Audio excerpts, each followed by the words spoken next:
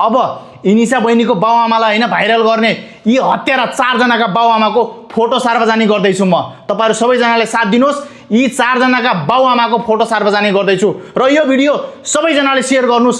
अब यी 4 जनाका बाउआमाको फोटो र भिडियो सहित म सार्वजनिक गर्नेछु। सुर्खेतकी चेली इनिसा विकलाई जंगलमा लिएर 4 जनाले बलात्कार गरेर हत्या गर्नेहरू यिनीहरू नै हुन्। यिनीहरूको नाम सुन्नुस्।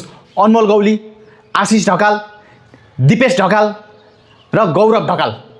यिनीहरू 4 जनाले इनिसा विकलाई जंगलमा लिएर बलात्कार गरेर हत्या गरेका छन्। अनि यिनीहरूलाई बचाउनको लागि सिङ्गो सुर्खेतका जति पनि चर्चामा रहेका ब्राह्मण समुदायहरू छन् नि उनीहरू लागि परिरहेका छन्। उनीहरूले अहिलेसम्म एक पटक पनि इनिसा विकको न्यायको लागि एउटा फोटो पनि सार्वजनिक गरेका छैनन्। एउटा फोटो एउटा भिडियो पनि पोस्ट गरेका छैनन् सिङ्गो सुर्खेतका ब्राह्मण समुदायहरूले। उनीहरू सबै यी बलात्कारीहरू यी हत्याराहरूलाई बचाउन पछितिर लागिरहेका छन्। सिङ्गो सुर्खेतका ब्राह्मण समुदायहरू त्यो एउटा नाबालिका एउटा नारीलाई 4 जनाले मिलेर बलात्कार गरेर हत्या गरेका छन्। तर उनीहरू अहिलेसम्म एक चु पनि बोलेका छैनन्। तिमीहरूको छोरीलाई पनि यसरी जङ्गलमा लगेर बलात्कार गरेर मारिदिएको भए तिमीहरू चुप्प लाएर बस्थ्यौ।